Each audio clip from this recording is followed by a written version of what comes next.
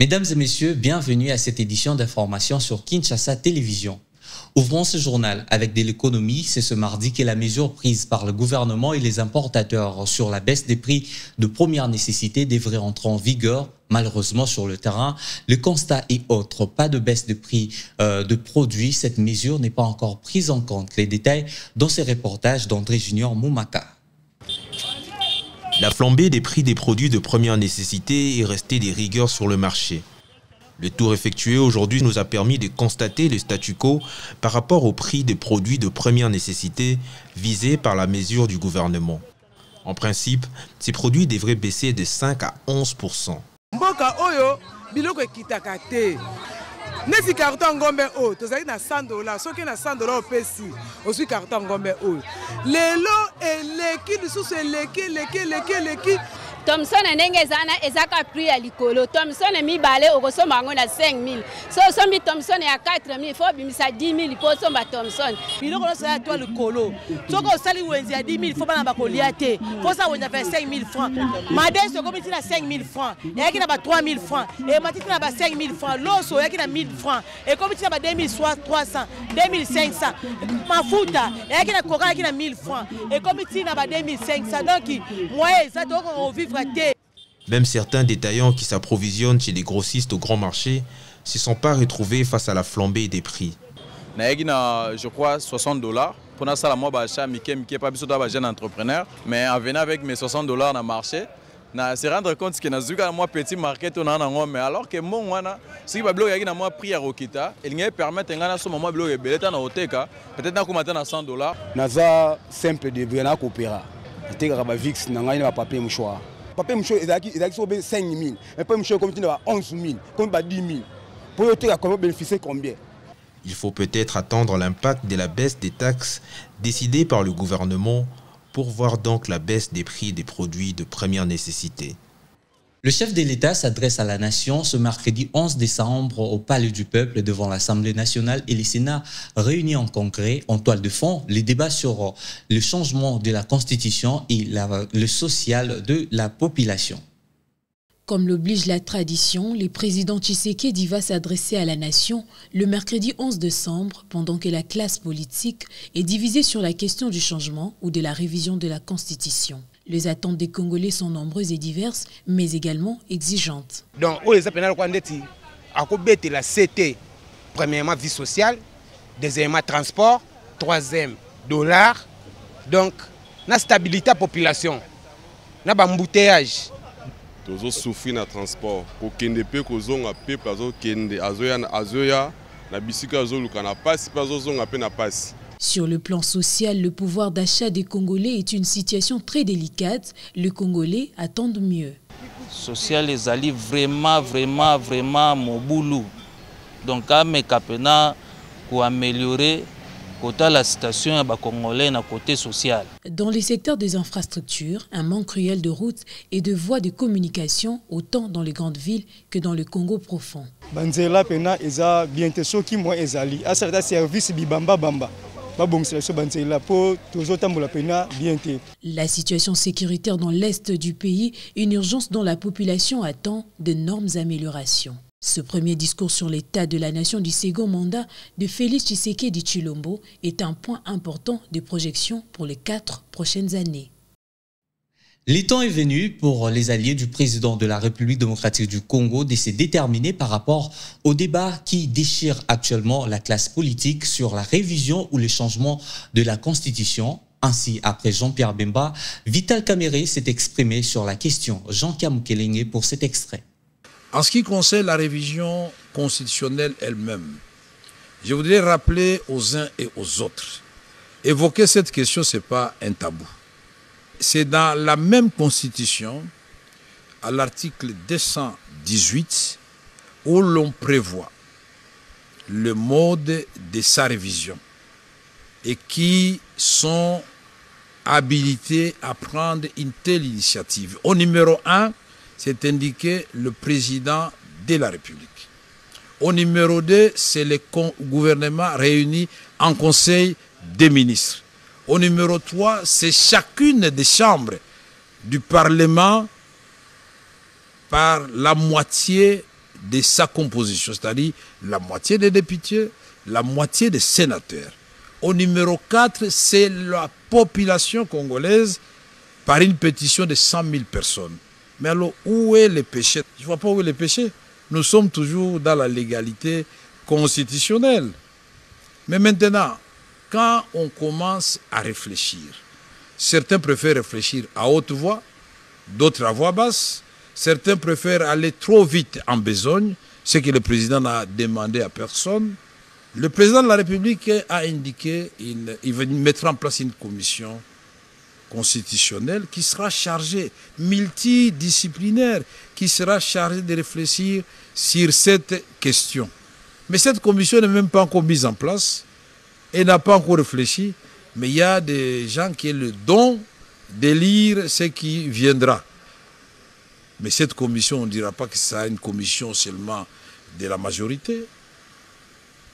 C'est une commission qui va réunir toutes les forces politiques et les forces vives de la nation. Le sommet tripartite prévu ce dimanche 15 décembre 2024 à Luanda mettra en tête-à-tête le président congolais Félix-Antoine Tshisekedi Tshilombo et son homologue rwandais Paul Kagame sous l'égide du médiateur, le président angolais Joao Lourenço, à quelques jours de ces assises qui s'inscrivent dans le cadre d'intensifier les efforts de stabilisation au conflit armé qui déchire actuellement l'Est de la République démocratique du Congo. Les Congolais s'attendent au retrait imminent, sinon immédiat, des troupes armées rwandaises du sol congolais. Suivez. Je ne peux avoir pour attendre que la fin de la guerre. C'est une guerre qui a traîné, ça fait plus de 30 ans aujourd'hui. Et le population congolaise qui noie partout, ils ont besoin de trouver terrain d'attente. Terrain d'attente pourquoi? Parce que trop c'est trop. En tout cas, commune suka vraiment il y a massacre, il y a viol, biloko wana nyonso ezosala kitoko te. Mais ce que pour ani boyka solution zo mona te. Est kaka pona nini? Hein? Ba konzambo ba mawate, ba yike ba kufa kuna mbalombala. Hein? Poani. Na soki wana. Biso population tozo zelaka ke nonte eleka dans les bons pour tolembi vraiment chaque jour bande ko bazo kufa na est mais tozo vraiment solution ya bien te tolingi touro yo président azula biso vraiment solution moko ya bien kimia ekota na est bande ko bazo kufa makasi bazo tikala bana bitike ezo salara vraiment biso bien te papa population elingi yo trouver les population pe kimia na est wana ceux qui ekoti ko sala biso ba petit peuple vraiment kitoko. La situation sécuritaire dans l'Est de la RDC était également au centre des échanges de la dernière réunion du Conseil de sécurité des Nations Unies ce lundi 9 décembre 2024 à New York. La RDC, à travers la ministre des Affaires étrangères Thérèse Kaikwamba Wagner, n'a pas hésité de souligner l'implication du Rwanda dans l'agression que subit la RDC. Un extrait de son intervention proposée par Christophe Piana. Près de 3 déplacés sur 4 en RDC cette année sont liés au conflit avec le Rwanda et le M23, exacerbant une crise humanitaire déjà dramatique.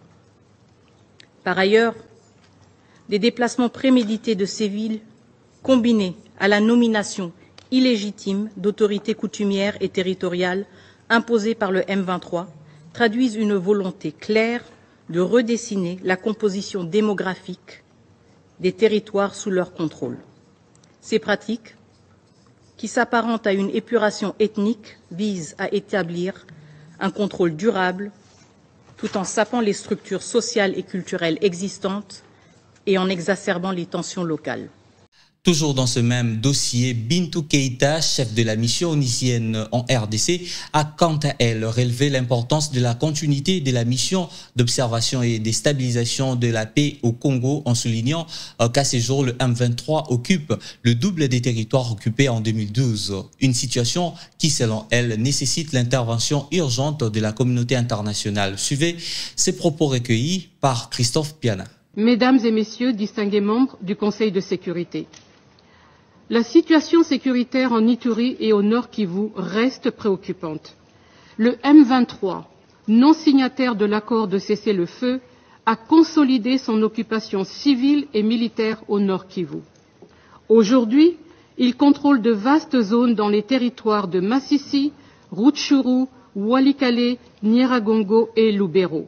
Tout à fait autre chose, renforcer les leaderships et favoriser l'intégration dans la société de personnes vivant avec handicap. C'est le point focal de la journée mondiale des personnes vivant avec handicap célébrée le 3 décembre à la représentation britannique en RDC. Un reportage de Deodat Ntangu rendu par Marius Munga. Pour la deuxième année consécutive, l'ambassade britannique en République démocratique du Congo a célébré la journée internationale des personnes vivant avec handicap. L'événement s'est tenu dans la résidence officielle de l'ambassade à Kinshasa, rassemblant des personnalités issues des divers horizons, notamment des chefs d'entreprise et des employés des missions diplomatiques présentes en RDC. Dans son discours, Peter Fernandez, chargé d'affaires de l'ambassade britannique en RDC, a mis en avant l'engagement de la Grande-Bretagne à soutenir les personnes vivant avec handicap. Il a présenté une initiative phare visant à créer une plateforme de formation pour renforcer leur leadership et favoriser leur intégration au sein de la société congolaise. Nous voulons utiliser le concept ambassadeur pour un jour pour créer une plateforme où les gens en situation de handicap peuvent faire preuve de leadership, plaider en faveur de changement et promouvoir l'inclusion de personnes handicapées. Je suis fier que le Royaume-Uni soit un leader dans la promotion de l'inclusion de handicap sur la scène mondiale. De son côté, Irène Essambo, ministre déléguée chargée des personnes vivant avec handicap, également présente à cette cérémonie, a insisté sur l'importance de leur inclusion dans les efforts de développement du pays. Elle a appelé à des actions concrètes pour garantir leur participation active à la construction d'une RDC plus inclusive. Et comme vous pouvez bien le remarquer, la donne handicap, c'est une donne qui se veut transversale. On ne peut pas parler inclusion sociale lorsqu'on ne considère pas la transversalité de la donne handicap.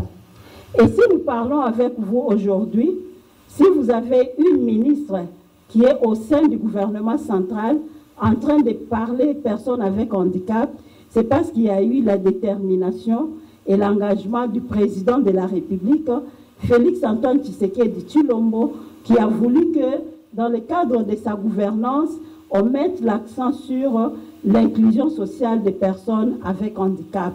C'est une première dans notre pays. Avant lui, il n'y avait pas eu de ministère qui considèrent les personnes avec handicap et qui les mettent au centre de l'action gouvernementale. La question des personnes avec handicap était traitée en dehors des débats politiques. Mais aujourd'hui, avec le président de la République, Félix Antoine Tshisekedi Tshilombo, la question des personnes avec handicap fait partie des priorités dans les débats politiques de notre pays. Plusieurs participants ont partagé cette vision et encouragé leurs pairs à ne pas se laisser abattre par les obstacles liés au handicap, mais plutôt à voir en leur situation une opportunité de contribuer activement à la société. Avec l'initiative de l'ambassade, ça pourrait réveiller la conscience de chaque handicap que son handicap ne doit pas être pour lui un obstacle pour quémander. Voilà. Il doit se développer avec cet élément naturel, le talent que le Seigneur lui a donné, afin de s'épanouir. Le handicap n'est pas une fatalité, le handicap n'est pas une fait en soi. On peut toujours réussir en étant en situation de handicap. Je dis à tous ceux-là de ne pas se décourager, de s'approcher dans les mouvements associatifs des personnes handicapées et de poser le problème. On pourra les aider par les pairs pour remonter leur situation. En attendant, voir ce que le gouvernement compte mettre en place. Je sais qu'il y a de l'espoir, il ne faut pas qu'ils se découragent. Et pour terminer ce journal culture, Yambi City et ses grands shows du Festival des femmes qui sera organisé le week-end prochain à Kinshasa. Qu'en est-il de ces spectacles? Les détails avec Espérance Tanguila. On est le collectif Africa Diva, qui est un collectif de femmes artistes qui se sont unies pour mettre leur synergie et énergie ensemble de façon à ce que nous puissions évoluer et montrer nos différents arts par rapport au monde à travers différents projets. Un de notre bébé, depuis 7 ans qu'il est né cette année, c'est le festival Yambi City. Le festival Yambi City, c'est important de souligner que c'est le premier festival féministe en Afrique centrale. Ça met des femmes en avant, mais aussi la lutte sur la violence faite à la femme et la lutte par rapport au genre. Organisé par un collectif des femmes dynamiques dénommé Africa Diva, Ce festival a pour objectif de faire la promotion des femmes artistes souvent croupies dans l'anonymat. Cette année, j'ai participé à Yambi City parce que pour nous, c'est une opportunité pour toute femme talentueuse de venir montrer de quoi elle est capable. Et moi, je suis venue aussi apporter ma pierre à l'édifice, comme tout le monde. Pour ceux qui sont amoureux de la bonne musique, pour ceux qui veulent voir les femmes essayer un peu de montrer ce qu'elles savent faire, venez le 14, vous ne serez pas déçus. Pour cette 7e édition du festival Yambi City, 2 invités de marque pour partager leurs expériences sur leur combat. Donc je viens ici à Yambi City Festival pour soutenir un festival qui vraiment met en avant des artistes féminines, qui est un festival qui vraiment se bat pour donner de la lumière, pour mettre en avant des artistes d'ici qui ont un talent incroyable et qui méritent vraiment d'être vus et d'être vus dans le monde entier. J'ai bien envie de devenir quinoise maintenant là parce que na minito na komi quinoise donc c'est Fatou Sana Nyango. Là je vais apprendre le lingala d'ici parce que ça n'est pas pareil et tous les ateliers qui vont se passer, je vais participer pour expliquer un peu ce que moi aussi j'ai vécu, ce que j'ai subi et puis donner la chance aux autres de devenir comme je suis et moi aussi j'ai besoin d'apprendre. On n'apprend que des autres, tout simplement. Mesdames et messieurs, c'est la fin de ce journal. Merci de votre attention soutenue et merci de vous abonner sur nos différentes plateformes numériques, YouTube, Facebook et Twitter, Kinshasa Télévision pour ne rien rater.